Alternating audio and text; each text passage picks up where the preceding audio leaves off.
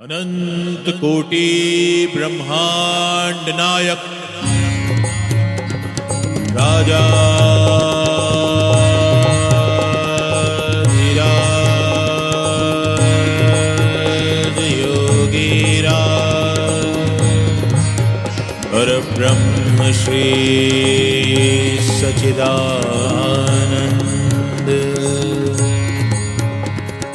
सद्गुरु श्री साईनाथ महाराज।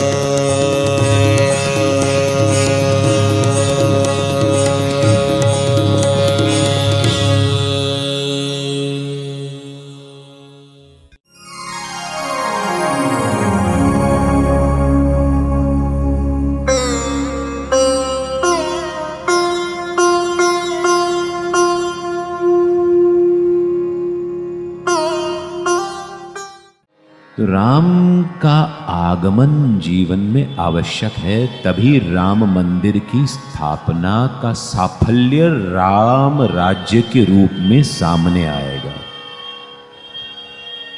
नहीं तो मन में रावण हो, मन रावण को पूजे और तन राम को,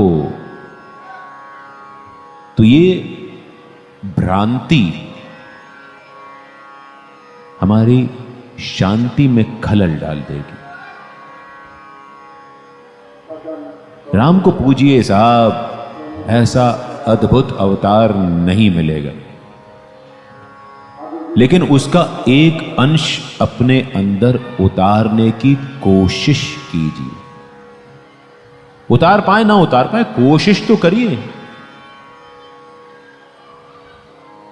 कोशिश करिए, कीजिए। शिरडी में बाबा ने रामनवमी उत्सव मनाया ही इसलिए कि हम कुछ सीखें, सिर्फ नाचने गाने के लिए थोड़ी बना दिया बाबा ने उत्सव।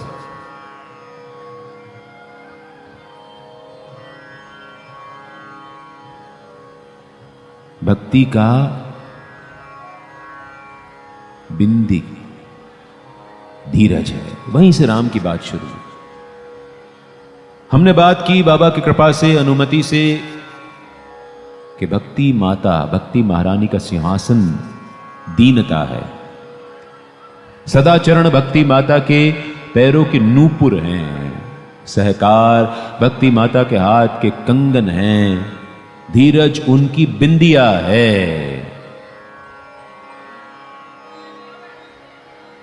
भक्ति माता के दो पुत्र होते हैं, ज्ञान और वैराग्य। भक्ति से ज्ञान का उदय नहीं होता, भक्ति से ज्ञान की पहचान होती है। ज्ञान हम सब के अंदर है, हम में से कौन ज्ञानी नहीं है भला? हम में से सब के सब महाज्ञानी हैं, महाज्ञानी है। कोई भी ऐसा व्यक्ति हो, मैं कुछ प्रश्न करूंगा, यदि आप मेरी बात से सहमत ना हो तो अपना हाथ ऊपर कर दीजिएगा। कितनों को पता है कि एक न एक दिन मरना है?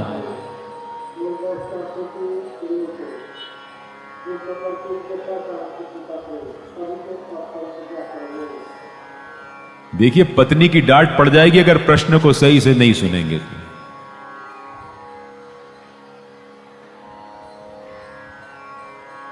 कितनों को पता है कि निंदा करना बुरी बात है? कितनों को नहीं पता कि झूठ बोलना बुरी बात है?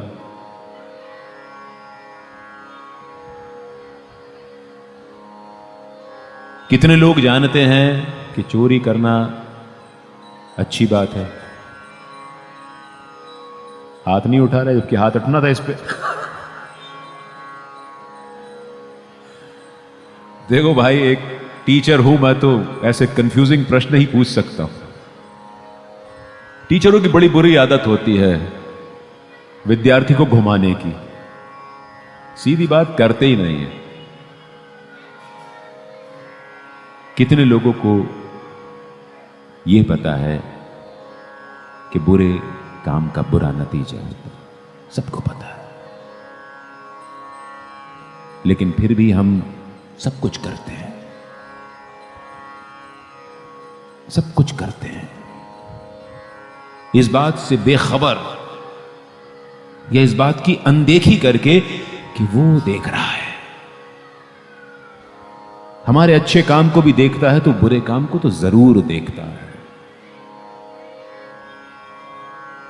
हम लोग जो हैं वो उसको या तो अंधा समझते हैं या बेहोश समझते हैं या मंद बुद्धि समझते हैं। ना तो वो अंधा है, न वो बेहोश है, न वो बंद बुद्धि है। उसने कर्म करने का पावर आपके हाथ में दे रखा है, दे रखा है उसने कहा कम ऑन डू इट। और उसने आपको विवेक भी दे रखा है। विवेक का अर्थ होता है क्या सही है और क्या गलत है। हमको पता है जब हम गलत कर रहे होते हैं जान करके, तो हम अपने विवेक को सुला देते हैं, चलो कम ऑन। पुराने जमाने में तो काम्पोस की गोली आती थी, अब पता नहीं कौन सी गोली आती है नींद के लिए। 25 पावर की, 50 पावर की, 100 पावर की सुला देते हैं अपने विवेक को और गलत काम करते हैं और भुगतते हैं। जैसा बोओगे वैसा काटोगे, सबको पता है।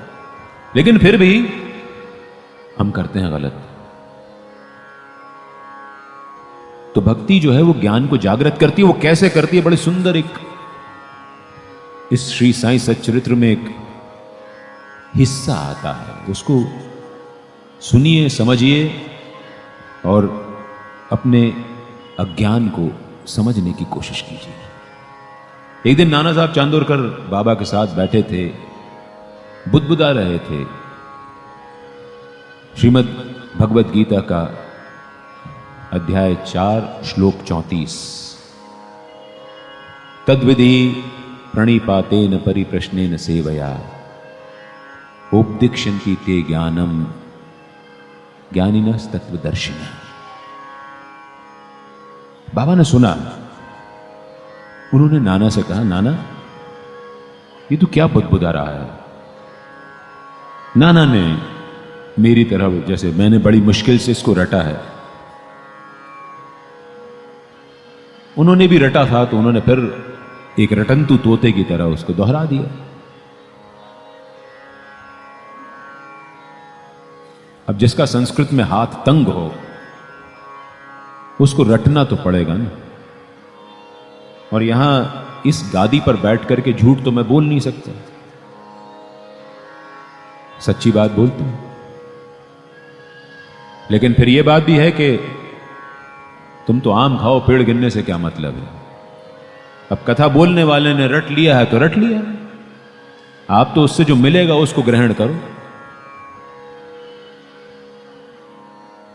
बाबा ने कहा कि इस श्लोक का अर्थ तुझे पता है?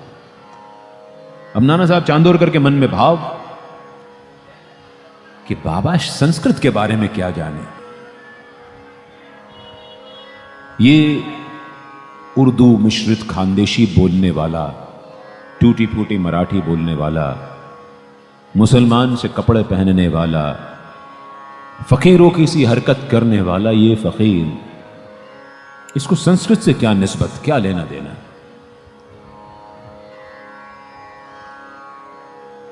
बाबा ने कहा, नाना जरा तू इसका अर्थ तो बता। तो नाना साहब ने अर्थ कह दिया कि इसमें भगवान श्री कृष्ण अर्जुन से कह रहे हैं कि जब भी तुझे कोई ज्ञानी पुरुष मिले तो उसके सामने वंदन कर, नमन कर, और वो तुझे अपने तत्वों के ज्ञान द्वारा, तत्वों पर उनकी जो पकड़ है, उनका जो नियंत्रण है, उसके द्वारा तुझे ज्ञान की प्राप्ति करा देंगे। बाबा ने कहा कि नाना, इसमें दंडवत करने जैसी क्या बात है? क्या श्री कृष्ण का अभिप्राय केवल शारीरिक रूप से दंडवत होने से? अब नाना को समझ में आया कि बाबा तो कुछ गहरी बात कर रहे हैं। बाबा ने कहा कि इसमें दंडवत होने का अर्थ है शरणागत हो जाना, अपने आप को बिना शर्त किसी की सुपुर्दगी में सौंप देने का। बाबा कहते भी तो हैं कि तुम अपना रंजो गम, अपनी परेशानी मुझे दे दो। कितना खूबसूरत बाबा कहते हैं, आ जा यार, तुम तो कम विद मी। और हम सब जब उनकी शरण में जाते हैं तो निश्चिंत हो जाते हैं, हमारा मनोभाव, मनोवेग सब शांत हो जाते हैं। तुम अपना रंजो हम, अपनी परेशानी मुझे दे।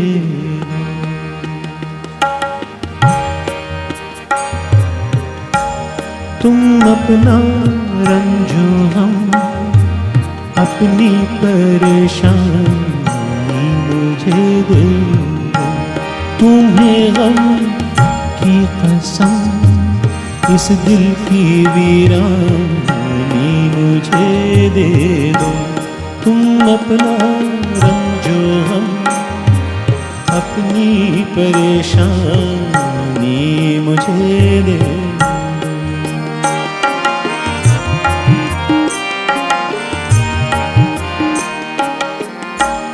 ये माना मैं किसी काबिल नहीं हूँ तेरी आँखों में, ये माना मैं किसी काबिल नहीं हूँ इन निगाहों में।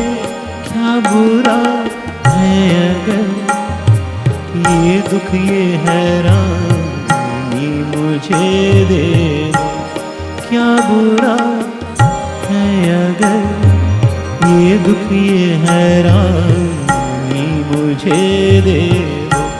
तुम अपना रंजो गम, अपनी परेशानी मुझे दे।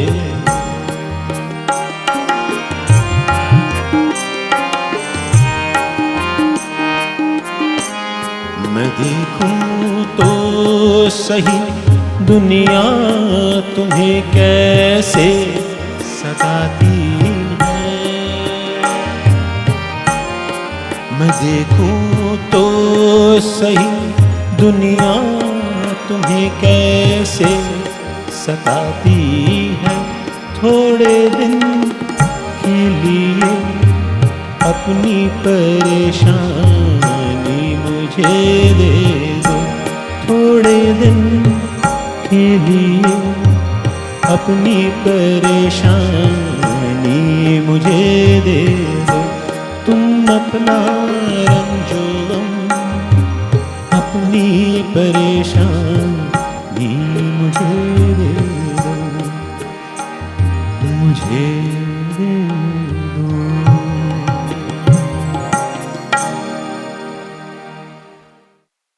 शरणागत हो जाना, सब कुछ।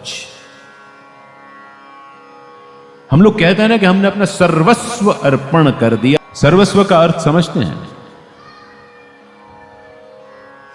सर्व और स्व। सर्व यानी सब कुछ और स्व यानी हम खुद। सर्वस्व अर्पण। जब तक कि हम किसी सिद्ध पुरुष, किसी युग पुरुष, किसी बुद्ध पुरुष के चरणों में अपने आप को शरणागत नहीं करेंगे, तब तक वो सिद्ध पुरुष अपने तत्व ज्ञान से हमारे प्रश्न और प्रति प्रश्न, श्री कृष्ण ने प्रश्न के बाद प्रति प्रश्न जोड़ा है। क्रॉस क्वेश्चन करना चाहिए। यह कथा भी आपसे यही कहती है कि यह कथा आपको कुछ उत्तर देती है और साथ में कुछ नए प्रश्न भी खड़े करती है। कथा में तृप्ति और तृष्णा साथ साथ चलते हैं। प्यास बुझती जाती है और प्यास निखरती जाती है। अपने आप को जानने की उत्कंठा पैदा हो जाती है। अपने आप को सोचने की, अपने आप को मानने की इच्छा होने लगती है। जब तुम किसी ऐसे व्यक्ति के शरण में जाकर उससे प्रश्न करोगे, तब वो व्यक्ति अपने तत्वों पर जो नियंत्रण है, तत्वों का जो ज्ञान है, उसके चलते तुम्हें तुम्हारे अज्ञान का बोध कराएगा। ये बाबा ने कहा, ज्ञानी हम सब हैं। हमें अपने ज्ञान के ऊपर हमने अपनी इच्छाओं से, अपने अहंकार से, अपने लोभ से, अपनी लालच से, अपनी वैमनस्यता के चलते अ का आवरण चढ़ा रखा है, जिसलिए वो ज्ञान सुसुप्त हो गया है और वो अज्ञान बन गया है। तो जब हम किसी महापुरुष की शरण में जाते हैं तो वो महापुरुष हमको हमारे अज्ञान का बोध कराता है। ये बाबा ने कहा, ज्ञान नहीं देता, ज्ञानी हम सब हैं। हमें अपने अज्ञान का बोध होता है और जब अज्ञान का बोध हो जाता है तो हम अ का आवरण हटा देते हैं, तो ज्ञान शेष रह जाता है। क्या सच्चरित्र पढ़ते हैं हम लोग, और इसमें रहस्य जैसी कोई बात ही नहीं है। बड़ा स्पष्ट लिखा है बाबा ने, सीधा सीधा है, समझ का फेर है, समझते नहीं हैं और बस पढ़ लेते हैं। मैंने आज इतने अध्याय पूरे कर लिए, मैंने 3 दिन में कर लिए, मैंने 7 दिन में कर लिए, मैंने 15 दिन में कर लिए। होड़ लगी है यार, इसमें होड़ मत करो।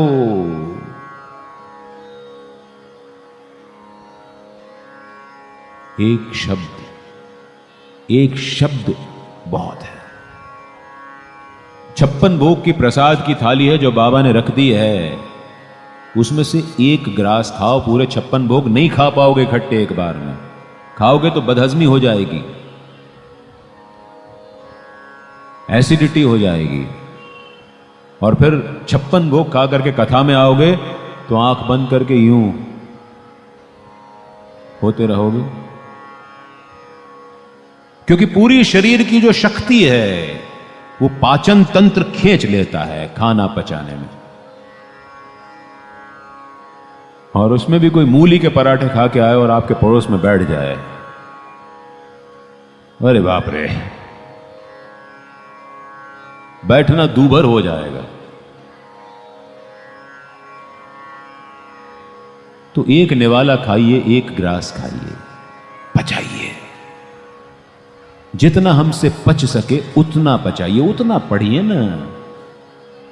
कोई कंपटीशन थोड़ी है, प्रतियोगिता थोड़ी चल रही है भाई कि हमको आज ही आज निपटा देना है पूरा का पूरा। और जो कुछ भी मैं यहां आपसे कह रहा हूं अपने अनुभव से कह रहा हूं, किसी और के अनुभव से कोई बात नहीं कर रहा हूं। जितनी बातें इस कथा में हो रही हैं सारे निजी अनुभव हैं, इसमें कुछ भी ऐसा नहीं है जो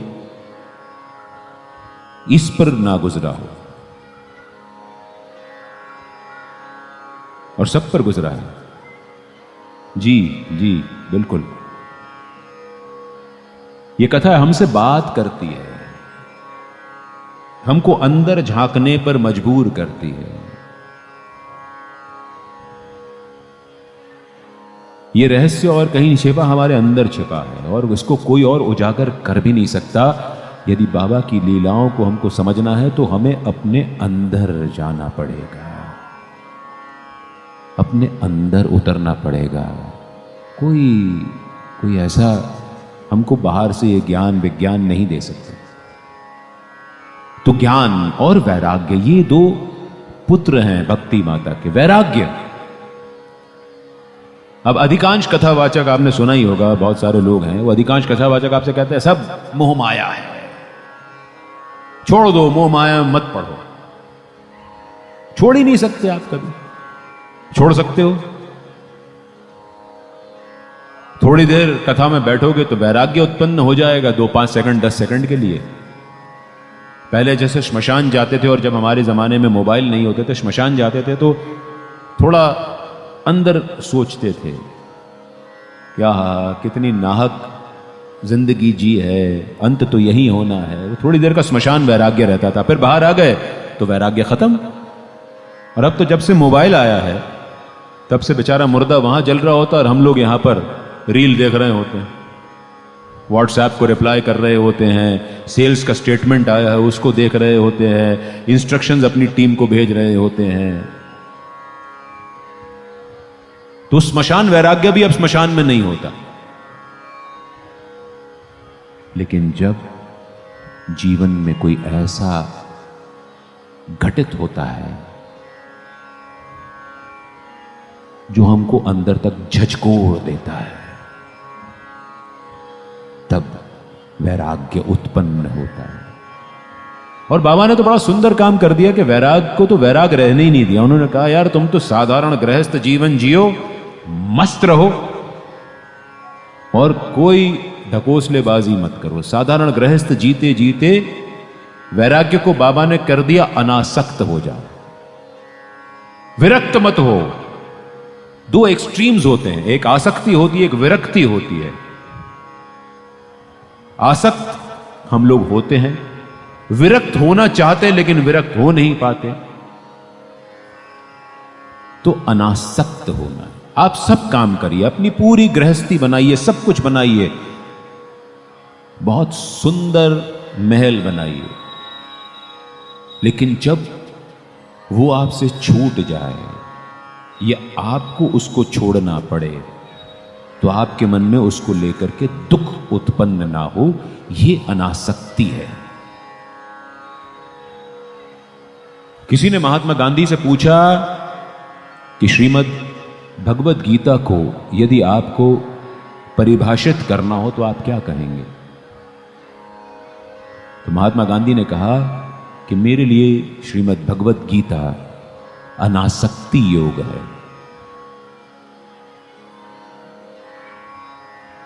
तो आप विरक्ति आप नहीं ला सकते जीवन में। आपको अपने परिवार का ध्यान रखना है, रोजी रोटी कमानी है, ठीक ठाक से वस्त्र भी पहनने हैं, गाड़ी घोड़ा भी लेना है, सब कुछ करना है। लेकिन याद रखिए कि जिस दिन नीति की बात आए, नीति की बात आए, उस दिन आपको अपनी द्वारका यदि डुबानी पड़े तो डुबाने में सोचना मत।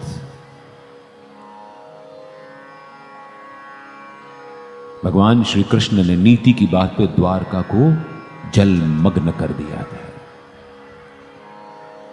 कैसा कैसा अद्भुत दर्शन है हमारे शास्त्रों में, हमारे पुराणों में, हमारे किस्से कहानियों में, हमारे इतिहास में। हमारे इतिहास को तो हम लोग माइथोलॉजी कहते हैं। राम को और कृष्ण को हमारी आज की यंग जनरेशन के कुछ लोग कहते हैं mythological characters. No, they are not mythological characters, they are historical characters. इतिहास का हिस्सा है वो हमारे। राम भी हुए थे, कृष्ण भी हुए थे। वो मिथ नहीं है, वो सत्य है। आप उन्हें ना पहचान पाओ तो यह आपकी नजरों की फेर है, उनकी गलती नहीं है। आपके माइंड को ट्यून कर दिया गया है कि वो मिथ थे। अरे मिथ नहीं है, they actually existed and they still exist, वो आज भी हैं, समय रेखा पर हमसे कुछ हजार साल आगे हैं बस।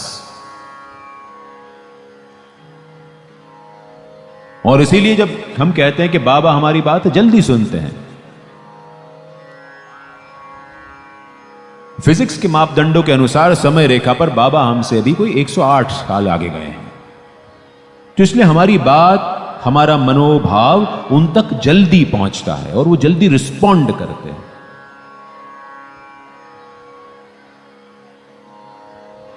ये सारी रीजनेबल बातें हैं, इनमें कुछ भी अनरीजनेबल नहीं है, साइंटिफिक बातें हैं। क्वांटम फिजिक्स पढ़ते हैं हम लोग, फिजिक्स पढ़ते हैं, भौतिक शास्त्र पढ़ते हैं, कुछ भी ऐसा नहीं है जिसमें हम अपने आप को अक्षम पाते हैं।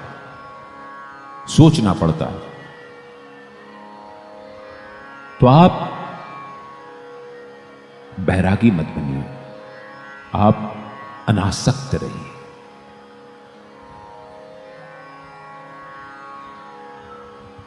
भक्ति का श्वास विश्वास है।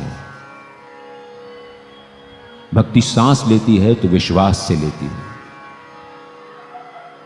अपनी भक्ति को अपनी सांसों में पिरो दो। अपनी सांसों में जब भक्त को पिरो दोगे तो साईं बाबा के जैसे हो जाओगे, जैसे साईं बाबा मस्जिद में रात को सोते वक्त मालसा पति से कहते थे कि हे मालसा, मेरी छाती पर हाथ रख करके ध्यान रखना, कहीं मेरे धड़कनों के साथ चल रहा भगवत नाम स्मरण बंद ना हो जाए।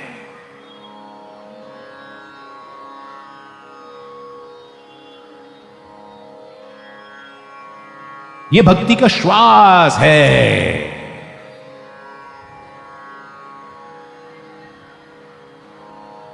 हम लोग तो क्या, वो काठ की माला हाथ में फेरते हैं और जब टाइम कम हो तो उसकी स्पीड बढ़ जाती है।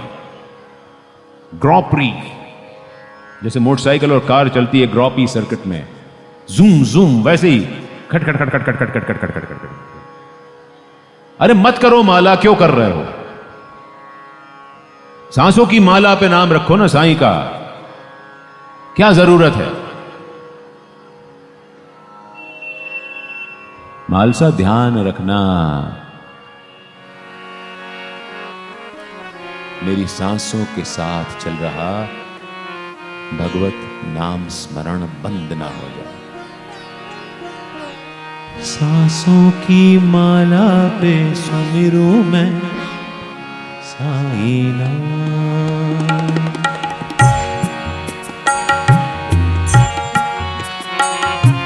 सांसों की माला पे सुमिरू मैं साईं नाम। सांसों की माला पे सुमिरू मैं साईं नाम। साईं को जपते जपते निकले मेरे सुबह शाम। साईं को जपते जपते निकले मेरे सुबह शाम। सांसों की माला पे सुमिरू मैं साईं नाम। सांसों की माला पे सुमिरू मैं साईं नाम।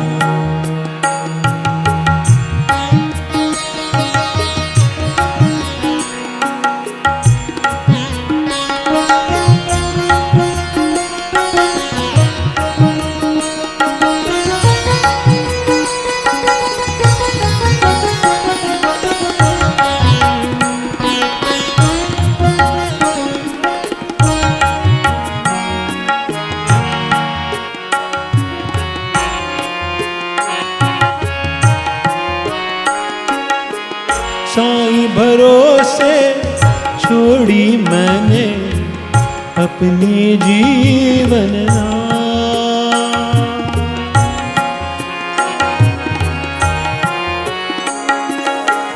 साईं भरोसे छोड़ी मैंने अपनी जीवन नाव।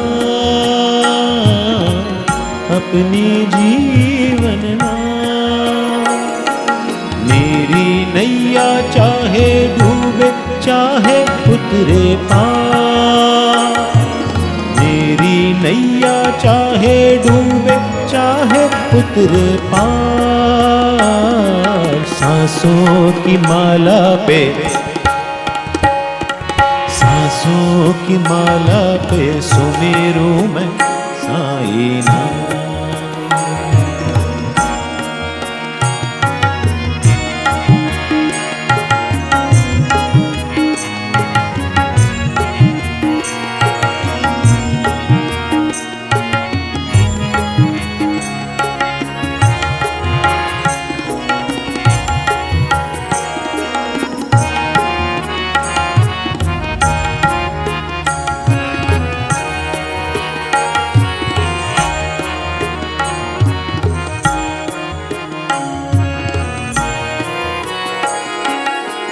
साईं शरण में जो भी आए हो जाता है पार, हो जाता है पार। साईं शरण में जो भी आए हो जाता है पार, हो जाता है पार। करता है सब मेरा साईं, मेरा है बस नाम। करता है सब मेरा साईं, मेरा है बस नाम। सांसों की माला पे, सांसों की माला पे सुमिरू मैं साईं नाम।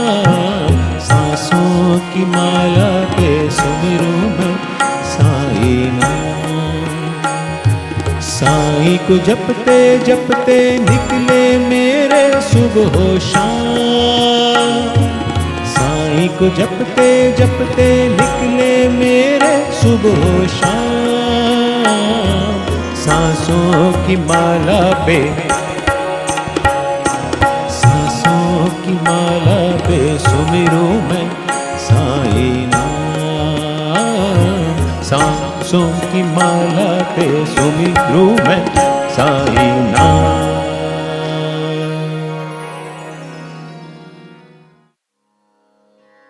साईनाथ महाराज की जय। ज्ञान और वैराग्य जो हैं वो भक्ति माता के पुत्र हैं। विश्वास भक्ति माता का श्वास है। अब जब भी भक्त होने की बात करें तो ये सब बातें याद करिएगा कि हमारी भक्ति श्रृंगार सहित है, ये श्रृंगार रहित है।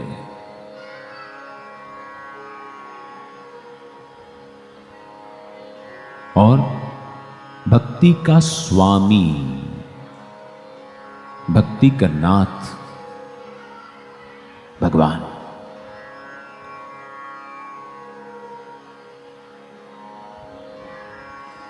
जिसको हम पूजते हैं, जिसमें हम प्रीति रखते हैं, जिसमें हम प्रेम का भाव रखते हैं, वो हमारी भक्ति का नाथ हो जाता है। उसको हम साईं कहें, नानक कहें, जीसस कहें, पैगंबर कहें, राम कहें, कृष्ण कहें, बुद्ध कहें, महावीर कहें, जरशुस्त्र कहें, कुछ भी कहें। हम पहुंचते एक ही जगह। भक्ति विधवा नहीं हो सकती कभी, उसका नाथ होता है, वो हमारा आराध्य होता है। और एक निष्ठ भक्ति रखिए। यहां वहां फुदकना बंद कर दीजिए, प्लीज प्लीज। कहीं भी रखिए, किसी में भी रखिए, जहां आपका दिल करे रखिए। जिसको पूजना चाहते हैं पूरे मनोभाव से पूजिए, जैसे राम ने सीता को अपने हृदय में रख रखा था, तभी तो राम की बात हुई। जैसे सीता ने अपने हृदय में राम को रखा था, परस्पर है।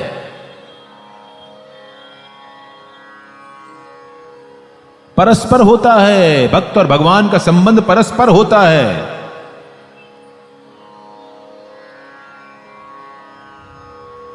आप अगर साईं को अपनी भक्ति का नाथ बना देंगे तो साईं कभी आपको अनाथ नहीं छोड़ेंगे।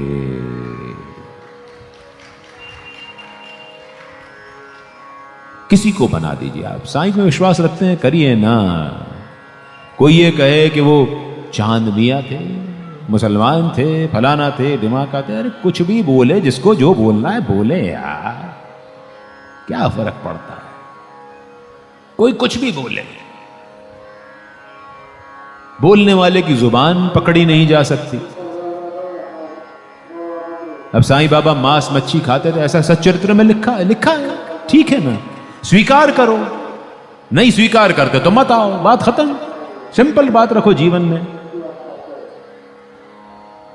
जीवन में अधिकांश परेशानियों की वजह होती है कि हम लोग स्वीकार नहीं करते, जो चीज है उसको स्वीकारते नहीं है। जहां स्वीकार करना शुरू कर देते हैं वहां हमारी परेशानियां धड़ाम करके खत्म हो जाती हैं।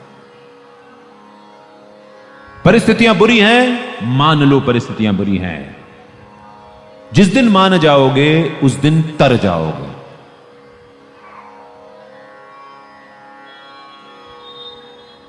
काम में यह प्रॉब्लम है, मान लो है। जब मानोगे तो उसके सुधार का रास्ता निकलेगा। भक्ति वांछित फल नहीं दे रही है तो भक्ति में कहीं ना कहीं कोई ना कोई प्रॉब्लम है, कोई कमी है, कोई लैक्यूना है। तो भक्ति को तो परिपूर्ण रखना पड़ता है। और साईं की एक खासियत है, भक्त यदि ये कहता है कि मैं तो जैसा भी हूं तू मुझे स्वीकार कर ले मेरी कमियों के साथ, अरे भक्त में अगर कमियां नहीं होंगी तो साईं के पास जाने की जरूरत क्या पड़ेगी। सीधी बात। हम यदि परिपूर्ण होंगे तो साईं के पास जाने की जरूरत क्यों पड़ेगी। अरे अधूरे हैं, वो हमें पूरा करता है। और यकीन मानिए कि आपके बिना वो भी अधूरा है, वो भी आपकी बाट जोहता है। वो भी चाहता है कि आप उसके अधूरेपन को पूरा करें। आपके बिना उसका कोई वजूद नहीं है, जैसा उसके बिना आपका वजूद नहीं। इसीलिए जैसे भी हो आप स्वीकार करो कि मैं ऐसा हूं और साईं की शरण में मैं ऐसे ही जाऊंगा और साईं के हाथ में कह दूंगा भाई अब तू साईं मुझे सुधार। जैसे भी है अब है साईं हम तो तेरे हैं। जैसे भी है अब है साईं हम तो तेरे हैं। तेरे ही रंग में रंगे हमारे, तेरे ही रंग में रंगे हमारे, सांझ सवेरे हैं बाबा हम तो तेरे हैं। जैसे भी हैं अब है साईं हम तो तेरे हैं।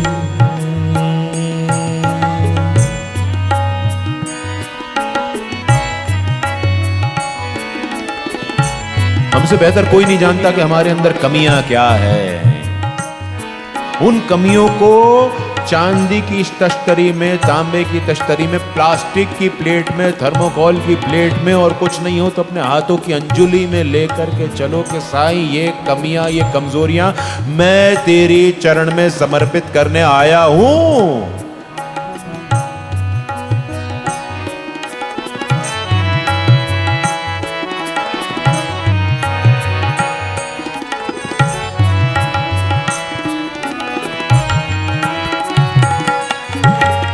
तेरे बारे वे कहते हैं शिरडी वाले लोग, तूने जिसको छुआ न आया उसको कोई रो, तूने ही हर दीन दुखी के, तूने ही हर दीन दुखी के दुर्दिन फेरे हैं। बाबा हम तो तेरे हैं, जैसे भी हैं अब हैं साई, हम तो तेरे हैं।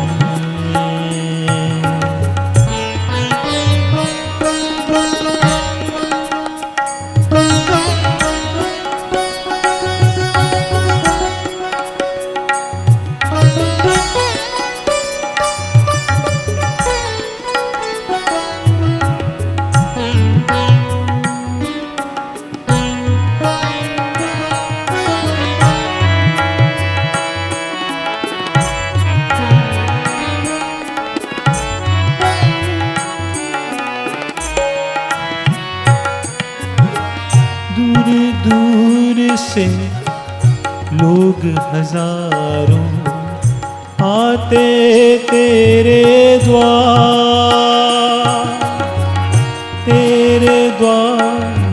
जो भी आया पाया उसने प्यार।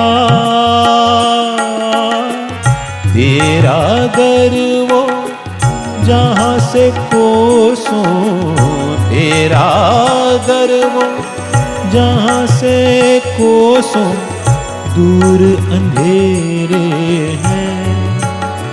बाबा हम तो तेरे हैं, जैसे भी हैं अब हैं साई, हम तो तेरे हैं।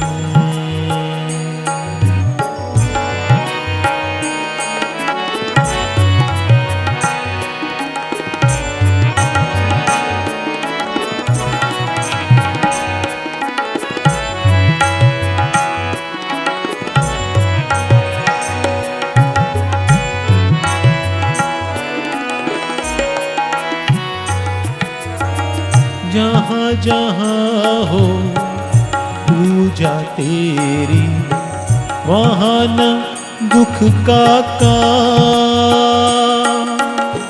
कोई करे सलाम तुझे तो कोई करे प्रणाम।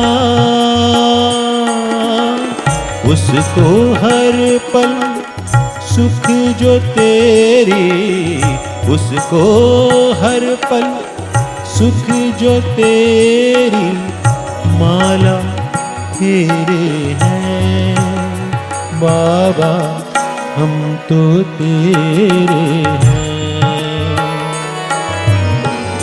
जैसे भी हैं अब हैं साए, हम तो तेरे हैं,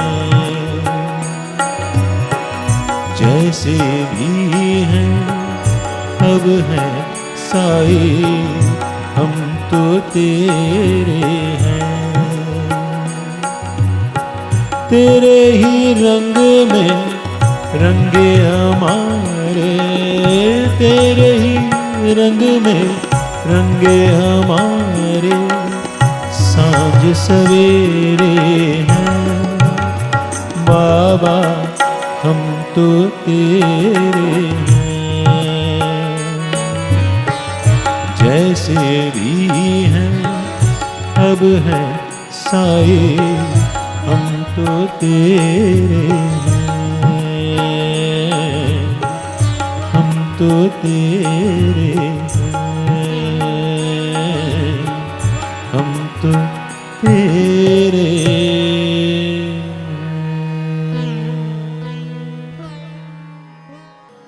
अब यहां जब भक्ति परिपूर्ण हो जाती है तो उसकी एक परीक्षा होती है,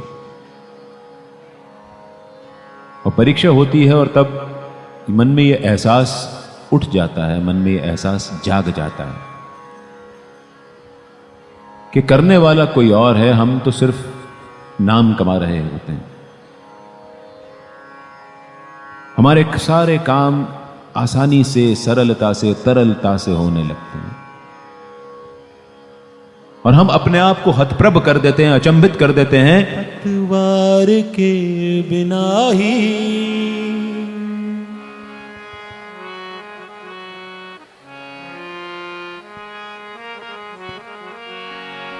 मेरी नाव चल रही है,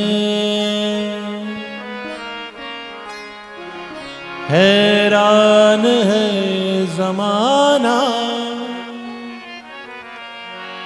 मंजिल भी मिल रही है, करता नहीं मैं कुछ भी,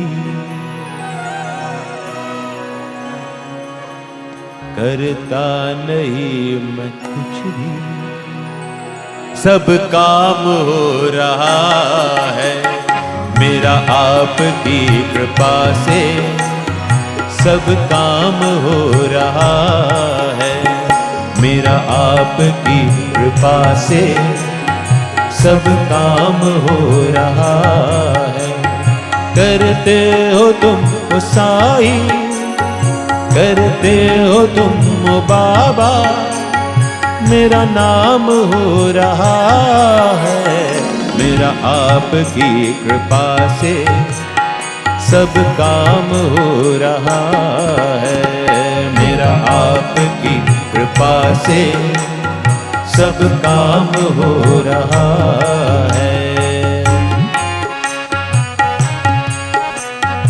और समय की मर्यादा को ध्यान में रखते हुए हम केवल एक अंतरा लेंगे और उसके बाद इस कथा को विराम दे देंगे, फिर आगे बाबा जहां इसको ले जाना चाहे ये कथा जाए।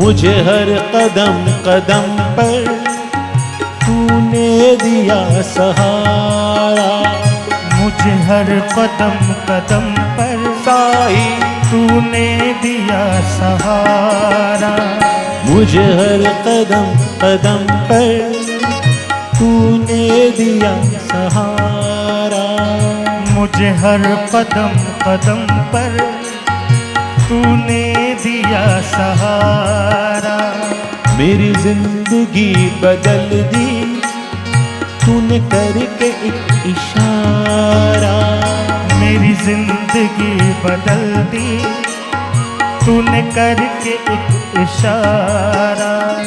एहसान पे तेरा ये, एहसान पे तेरा ये एहसान हो रहा है, एहसान पे तेरा ये एहसान हो रहा है।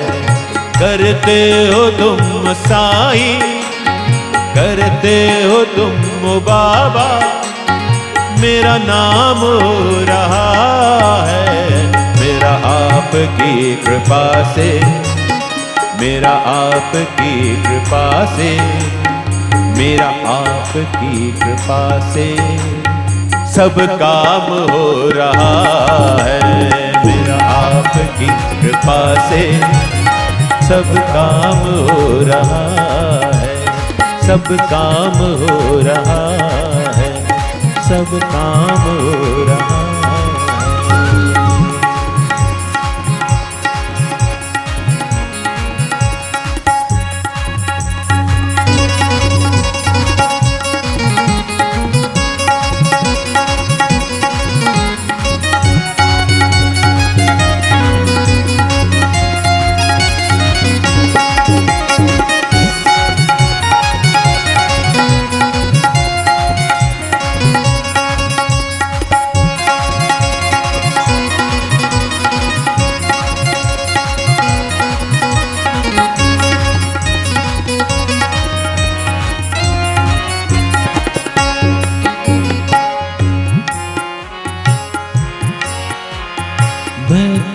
नहीं हूँ काबिल, तेरा प्यार कैसे पाऊं रे साईं। मैं तो नहीं हूँ काबिल, तेरा प्यार कैसे पाऊं। टूटी हुई वाणी से गुणगान कैसे गाऊं रे बाबा। टूटी हुई वाणी से गुणगान कैसे गाऊं। मैं तो नहीं हूँ काबिल, तेरा प्यार कैसे पाऊं। टूटी हुई वाणी से गुणगान कैसे गाऊं। तेरे करम से साईं, तेरे करम से साईं, ये तमाम हो रहा है। तेरे करम से साईं, ये तमाम हो रहा है। करते हो तुम बाबा, मेरा नाम हो रहा है। करते हो तुम ओ बाबा, मेरा नाम हो रहा है। मेरा आपकी कृपा से सब काम हो रहा है। मेरा आपकी कृपा से सब काम हो रहा है। सब काम हो रहा है। सब काम हो रहा है। सब काम हो रहा है। मेरा आपकी कृपा से सब काम हो रहा है। साईनाथ महाराज के, साईनाथ महाराज की, साईनाथ महाराज की। बस कथा की इस आवृत्ति को यहीं पर विराम देते हैं। यही फर्क है कथा में और दूसरी संध्याओं में। यहां पे बिना बोले भक्तों के हाथ ऊपर हो रहे हैं। कथा अंदर उतरती है तो आप तैरने लगते हो। बस यही फर्क है। कथा को अंदर बिठाए रखिए। ये जो बाबा की बातें हैं ये तो कभी भी खत्म ना हो। समय की मर्यादा है, तिथि की मर्यादा है, तारीख की मर्यादा है। हमको अपना तामझाम समेटना पड़ेगा, लेकिन बाबा की बातें हमेशा चलती रहेंगी। ये कथा प्रार्थना करती है कि आपके जीवन में कभी कोई दुख ना आए, कोई संताप ना आए, कोई परेशानी ना आए। आप हमेशा खुश रहें, खुशहाल रहें, आनंदित रहें। आपके जीवन में कोई स्याह पर्दा कभी ना आए, उजलापन रहे। जब भी मन डूबे तो दोहराते रहिए, बाबा भली कर रहे, बाबा भली कर रहे।